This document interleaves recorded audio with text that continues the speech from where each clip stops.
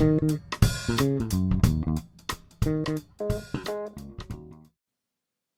guys, welcome to my YouTube channel. This video is mainly focused on unboxing of the brand new device M5 iPad Pro, which was launched globally 3 months ago. This is not a review of the device, although it will come very soon on the channel. Feel free to subscribe to the channel if you're interested in more reviews of the Apple products that was purchased in India. One of the best reasons to upgrade to the iPad Pro is that it has a battery life up to 10 hours. It can produce 1600 nits peak with OLED display with ProMotion tech, and it has M5 chip, 9 core CPU with 3 performance cores and 6 efficiency cores and 10 core GPU. Feel free to pause this video and compare the iPad Pro specs with the other available iPad specs. Now that we have a little bit of idea about the device, let's dive into the unboxing.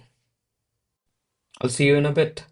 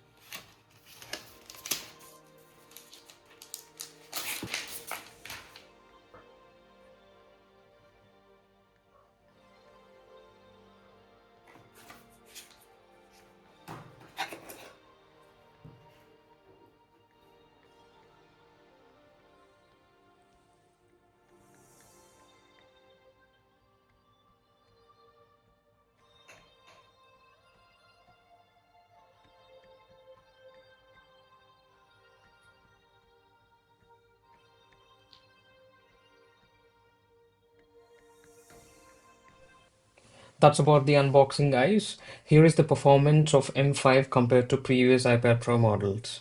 Feel free to pause the video again.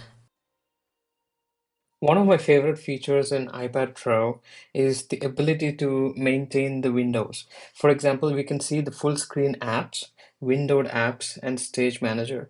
Let me show you the difference between how we can utilize all these three features.